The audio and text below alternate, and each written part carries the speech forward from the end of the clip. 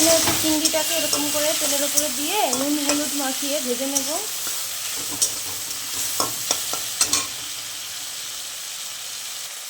চিংড়ি মাছগুলো বেশি ভাজতে নেই, আমার ভাজা হয়ে গেছে, এটা আমি নামিয়ে নেব। মাছ ভাজার তেলটা রয়েছে, ওই তেলের মধ্যে আমি একটু জিরে দিয়ে দেবো দেওয়ার জন্য। এই দেখো আমি একটা পেস্ট বানিয়ে নিয়েছি। এখানে হচ্ছে তোমার পোস্ত দিয়েছি, একটা ছোট্ট একটা টমেটো দিয়েছি, একটু আদা, একটু কাঁচা জিরে আর দুটো তিনটে হচ্ছে কাঁচা লঙ্কা দিয়েছি, কারণ আমার মেয়ে খায়, বেশি ঝাল আমি দেবো না। এই একটা পেস্ট বানিয়ে নিয়েছি।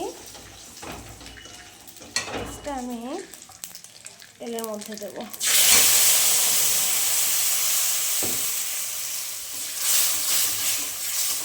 এটা আমি কষাবো, যতক্ষণ না তেল ছেড়ে আসে ততক্ষণ আমি এটা কষাবো।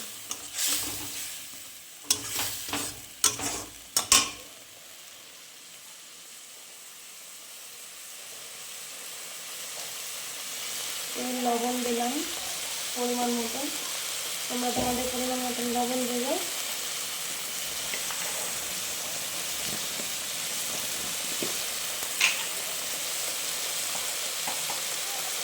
হলুদ দিলাম,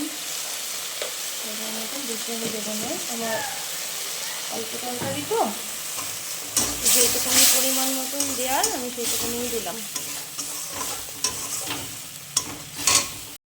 সামান্য একটু জল দিলাম, কারণ মশলাটা অল্প মশলা তো, মশলাটা একটু কষানোর জন্য।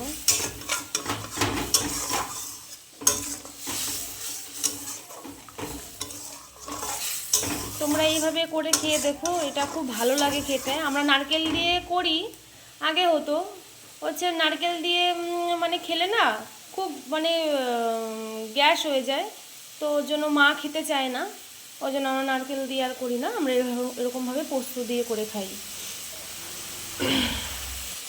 মশলাটা প্রায় কষানোর মধ্যেই, আর একটু কষাতে হবে।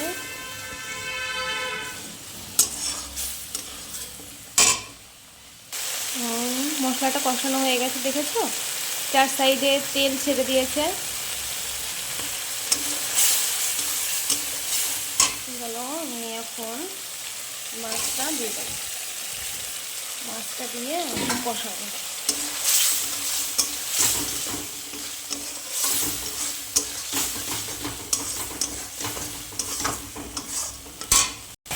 মাছ দিয়ে কষানো হয়ে গেছে মশলাটা, এবার আমি সামান্য জল দেবো, কারণ এটা মাখা মাখা হবে, এটা ঝোল হবে না। চলো আমি এখানে গরম জল দেবো।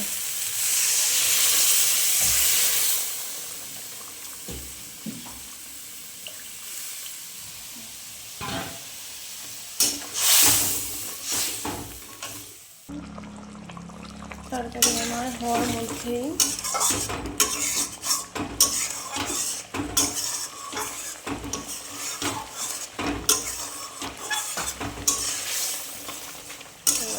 নামিয়ে নেব। হয়ে গেছে আমার চিংড়ি মাছ পোস্ত দিয়ে। আমি তো এইভাবেই করি এইটা, তোমরা কে কীভাবে করো আমাকে জানিও কমেন্টে। তো চলো টাটা, এবার এটা গরম গরম ভাতের সঙ্গে খেয়ে নেব।